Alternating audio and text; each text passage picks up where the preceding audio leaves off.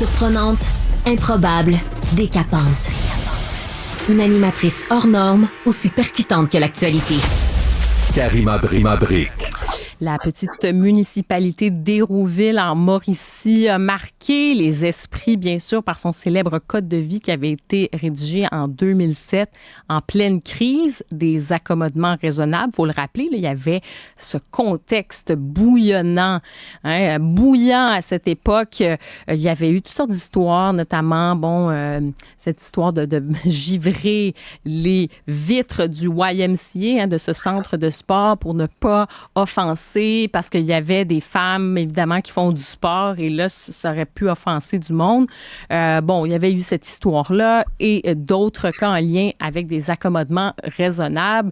Ça avait déclenché toute cette polémique. Ça avait fait en sorte ensuite, il y avait eu la commission Bouchard-Taylor. Mais bref, donc, Hérouville, à cette époque-là, ça avait marqué les esprits par ce code de vie, je le disais. Et c'était stipulé, par exemple, qu'on ne pouvait lapider ou brûler des femmes, que l'excision était interdite. Et malheureusement, pour les citoyens d'Hérouville, cette histoire-là avait fait beaucoup de mal parce que ils ont été bien souvent moqués, méprisés, perçus comme des citoyens racistes, xénophobes. Et bien sûr, évidemment, tout ça était complètement absurde, là. C'était maladroit. Il y avait des exagérations, mais comme je le disais d'entrée de jeu, c'était probablement la pointe de l'iceberg de ces débats qu'on voit aujourd'hui un peu partout en Occident sur la question de l'intégration des nouveaux arrivants, de ces changements qu'on vit à vitesse grand V, que ce soit aux États-Unis, il y a ces questionnements-là. Au Royaume-Uni, on a vu toutes sortes de manifestations. En France, il y a des enjeux de la sorte. Et au Canada, c'est la même chose. Rappelez-vous toute la polémique entourant le chemin Roxham. Donc, ça fait partie des débats. Et l'eau a coulé, je le disais, sous les ponts, dans un article de la presse, d'ailleurs, hier, de Suzanne Colpron. Elle faisait état de tous ces efforts de la municipalité pour bien accueillir et intégrer les immigrants dans la région. Et l'article nous dit que le village de 1492 habitants peut encore être un symbole aujourd'hui, mais il dit que ça serait maintenant celui de la transformation du Québec des régions. Donc, on va parler de tout ça avec Bernard Thompson, ex-maire d'Hérouville et préfet de la MRC de Mekinac. Il est avec nous. Monsieur Thompson, bonjour. Bonjour, Mme Bray. Bonjour. Ça fait plaisir très heureuse d'être avec vous. Je disais, l'eau a coulé sous les ponts et maintenant, on parle d'Hérouville comme étant finalement une sorte de symbole de l'accueil des nouveaux arrivants en région. Donc, Hérouville a complètement changé son branding, sa marque de commerce aujourd'hui.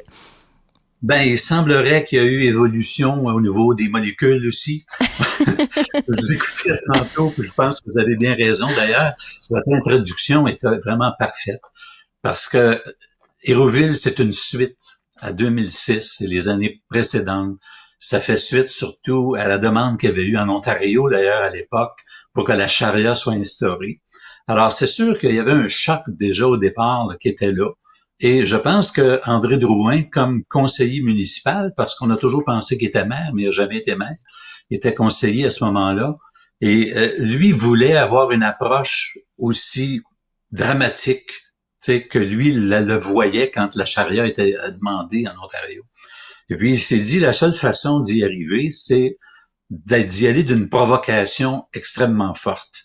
Alors c'est sûr que l'image de l'excision, c'est tellement fort quand on parle de ça qu'on savait que ça pourrait passer la rampe puis devenir dans les médias là, explosif. Et c'est ce qui s'est produit d'ailleurs avec la presse, parce qu'à l'époque, moi j'étais webmaster tout simplement, je m'occupais du site web de la municipalité, puis j'avais communiqué avec un des journalistes avec qui je parlais régulièrement et il nous avait référé à Madame Gagnon de la presse et c'est à partir de là que c'est parti. On n'avait aucun contrôle sur ce qui se suivait comme événement. Sauf que on apprend beaucoup de ça. Puis moi, j'avais toujours demandé à M. Drouin, entre autres, peut-être de prendre un certain recul. Parce que dans des événements comme ceux-là, la force des médias, on parle médias, la télévision, on parle de tout, là. On est dans un environnement où nous, on n'a pas l'habitude de ça non plus. Et c'est un village, Hérouville, qui à l'époque est un village tranquille, où les gens, j'avais dit ça d'ailleurs à Mathieu Bock-Côté, à Mathieu que j'aime beaucoup, je lui avais dit, les gens n'ont pas de questionnement dans Hérouville. Ce n'est pas une question là, de dire de racisme, de xénophobie ou quoi que ce soit. On avait déjà d'ailleurs 2 ou 3 personnes issues de l'immigration qui vivaient chez nous, avec qui on s'accordait merveilleusement bien. Mais les médias ont transformé ce sujet-là et on est devenu, là, ça me fait penser un peu là aujourd'hui quand on parle du racisme systémique. Est-ce que c'est vraiment systémique ou pas? Est-ce que le gouvernement le reconnaît? Non. Alors, c'est toujours la même difficulté de se retrouver au Québec avec une option, puis laquelle choisir. Puis je me rappelle à l'époque, même avec Mathieu, on avait parlé beaucoup de ce qui était arrivé à Hérouville. Puis moi, en 2008, j'ai fait une coupure. J'ai dit non, je ne peux pas accepter une chose pareille. Parce qu'au départ, il faut comprendre que moi, j'ai vécu quand même en Arabie Saoudite. J'ai aussi ma belle-sœur qui est algérienne. Alors, tu sais, je suis dans un milieu déjà où je pouvais très bien comprendre ce que ces gens-là vivaient. Alors, ça a été difficile pour moi, cette période-là. Et quand je suis arrivé maire en 2009, ben, mon but était de mettre fin à cette saga en disant ce fameux code qui est en fait un code qui n'a jamais été un règlement. C'est tout simplement un document produit par une municipalité qui n'a pas de, tu sais, d'aspect légal de rattacher au document. Alors nous, on a dit, parfait, en 2010, alors que j'étais maire, on l'a envoyé dans les oubliettes en disant, c'est un document qui veut pas, va passer à l'histoire. Alors on va en faire un document historique qu'on dépose, puis c'est tout.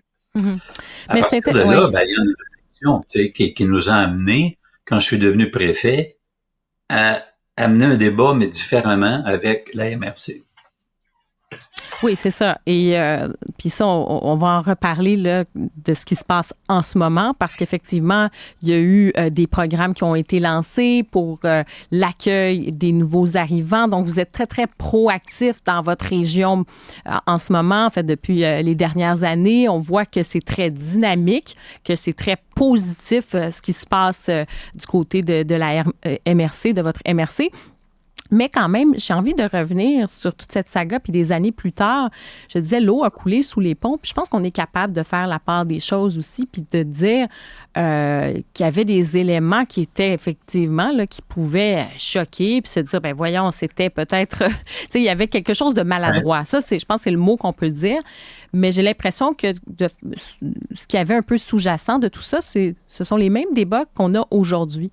Mais comme vous dites, il y avait cette espèce de côté un peu polémique, hein, donc de provocation qui était là. Avez-vous l'impression qu'Hérouville a été instrumentalisé à des fins politiques? À un moment donné, ça vous appartenait même plus et que ça a été récupéré dans toutes les situations, là, et même que ça a été récupéré par des gens qui voulaient faire le procès des Québécois? C'est vrai, tout à fait. D'ailleurs, du côté des anglophones, c'était traité très différemment. Parce que même il y a eu le New York Times à qui on m'a demandé là, de mon opinion à cette époque-là.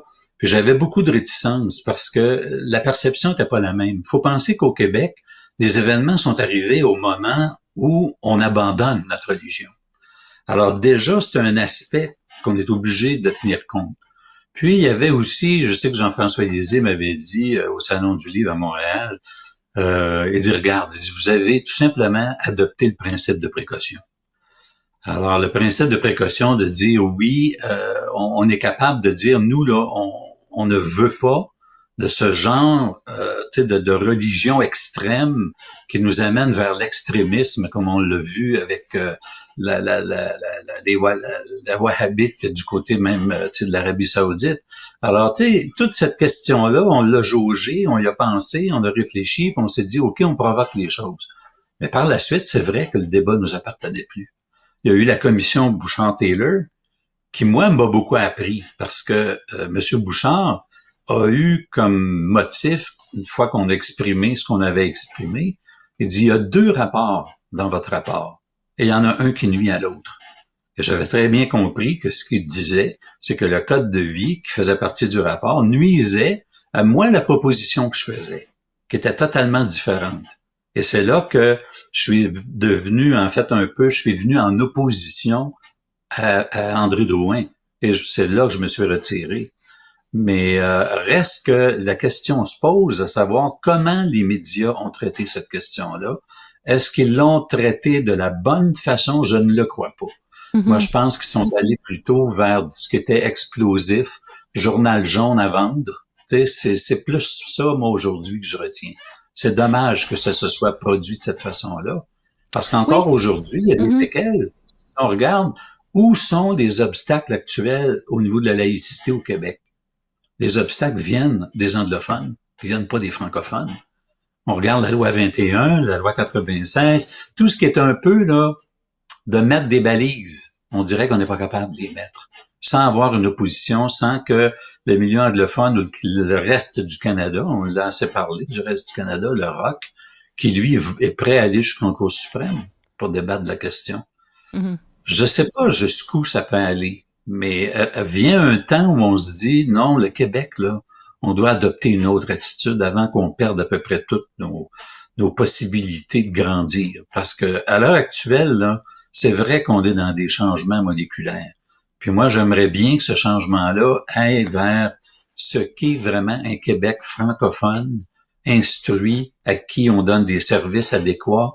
C'est ça, moi, d'abord, l'impact. Juste qu'on se comprenne bien, là, parce que tantôt, on parlait, là, tu sais, changement moléculaire au sens que l'eau a coulé sous les ponts, puis on est rendu ailleurs, puis on a changé d'époque, puis qu'on n'est plus à l'époque justement, de 2007, puis du code de vie, là. Je disais qu'Hérouville, maintenant, est devenu... en fait, c'est ça, c'est le symbole aussi de ce qui se passe en région, puis il a fait beaucoup d'efforts pour l'accueil des nouveaux arrivants et tout ça. Mais qu'est-ce que vous voulez dire qu'on change de votre point de vue, là, quand vous parlez vraiment de changement, ça veut dire quoi aujourd'hui? Ben, en réalité, quand je regarde ce qui a été fait du côté de la MRC dans les dernières années, on a été proactif. Et moi, je trouve qu'au Québec, on n'est plus proactif. On est à changer des structures, mais on change d'une structure pour une structure comme si c'était 4,25 sous pour $1. Tu sais, c'est le dommage, je trouve, qu'on a actuellement. On piétine. On piétine depuis au moins 2 à 3 ans, alors que ça devrait pas être le cas. On devrait avoir tous les outils nécessaires pour se développer, accueillir adéquatement des gens. Parce que moi, ce que j'aime pas, c'est d'entendre, c'est quand on nous dit il y a beaucoup trop d'immigrants et c'est de la faute des immigrants si on est rendu qu'on peut pas offrir des services de santé, qu'on peut pas offrir des services de mobilité adéquats. C'est ça le problème. Je dis, c'est pas normal qu'on ait cette attitude-là. Nous, dans la MRC, là, dans les dernières années, moi, j'admire beaucoup une personne à la MRC qui est Maude Grenier, qu'on a embauché justement pour ce projet-là des nouveaux arrivants. Et elle est partie d'une feuille blanche avec un stylo à se dire, bon, qu'est-ce que je fais? Et c'est extraordinaire. Après 2 ans, 3 ans, on est rendu à 80 nouveaux arrivants issus de l'immigration, une chose qu'on n'aurait jamais pensé auparavant, mais parce que c'est des gens qui ont été proactifs, qui ont travaillé en équipe et qui ont amené des solutions. Et moi, je trouve que le gouvernement à l'heure actuelle, tu sais, c'est le vrai terme québécois, là, ça rouspète au lieu d'agir. Et ça, je trouve ça dommage, parce qu'il y en a des solutions. La preuve, si les 3 derniers récipiendaires du fameux pas le trophée, mais en fait là, d'une récompense, là, Ulrich Chérubin, c'est donné par le gouvernement et la Fédération québécoise des municipalités. Mm-hmm. Hérouville, en fait, puis la MRC Mekinac a obtenu la première année le prix. La deuxième année, la ville de Latuc, et la troisième, c'est dans Masquinongé. On en est rendu à 3 municipalités issues de la Mauricie à qui on donne des prix, le prix Ulrich Chérubin, qui soulignent justement les efforts qu'on fait pour accueillir les nouveaux arrivants. Alors moi, je souhaiterais que la même chose soit faite dans tout le Québec, qu'on ait la même attitude, mais que le gouvernement nous aide et nous appuie dans ces démarches-là. On Mais a des voit centres d'argent. on voit que c'est ça, mais on voit que ce qui fait la différence, c'est quand il y a une capacité d'intégration puis d'accueil. Le problème, c'est qu'on voit, par exemple, à Montréal, dans certains endroits, et ça devient compliqué aussi parce que, tu sais, on parle de logement, on parle de services. C'est aussi une question de nombre qu'on accueille annuellement. Donc, dans votre MRC, il y a cet échange justement entre les gens qui vivent à Hérouville, par exemple, depuis des années. La francisation se fait bien, l'intégration se fait bien parce que il y a cette capacité d'intégration aussi. Donc, je pense des fois, oui, on veut blâmer, mais il faut aussi tenir compte des réalités qui sont différentes, par exemple, dans les grands centres et en région où il y a probablement, effectivement, cette capacité d'échange qui est peut-être bizarrement plus facile aujourd'hui parce qu'il y a cette capacité-là, tu sais. Donc, j'imagine que ça entre aussi en ligne de compte. Ouais. Vous touchez un point important parce que en réalité, notre difficulté dans les milieux ruraux, ça a été évidemment le problème de démographie. Parce que les jeunes quittent pour aller aux études et généralement ne reviennent pas. Et la population vieillit, a besoin davantage de services de la part du gouvernement, que ce soit en santé ou autre chose. Et le problème qu'on a quand on reçoit des nouveaux arrivants, c'est justement le logement, la mobilité, ces choses-là. Ces gens-là ont pas de voiture. Ça, vous avez besoin d'être aidé. On a besoin énorme. Puis ce besoin-là n'est pas comblé par le gouvernement à l'heure actuelle. Et c'est dommage parce que c'est des entreprises qui maintenant achètent des maisons pour loger ces gens-là. Oui, c'est ça. Il y a quand même effectivement un enjeu aussi de logement, puis on le voit, ça c'est partout, hein. C'est quand même partout à travers le Québec, là, la question du logement, c'est un vrai enjeu. Bernard Thompson, le temps file véritablement, donc on va devoir se laisser très bientôt. Mais juste vous dire, c'est ça, on parlait de cette caricature d'Hérouville pendant des années. Au fond, ça soulevait quand même un enjeu qui était important. Ça a été fait de façon maladroite par ce code de vie. Qu'est-ce que finalement vous disent vos citoyens là, aujourd'hui? Est-ce que c'est resté dans l'imaginaire ou on est passé à autre chose? Ben, pour eux, je pense qu'ils sont conscients que c'était peut-être nécessaire d'aller jusque-là. Puis, non, ça a été quand même un peu oublié.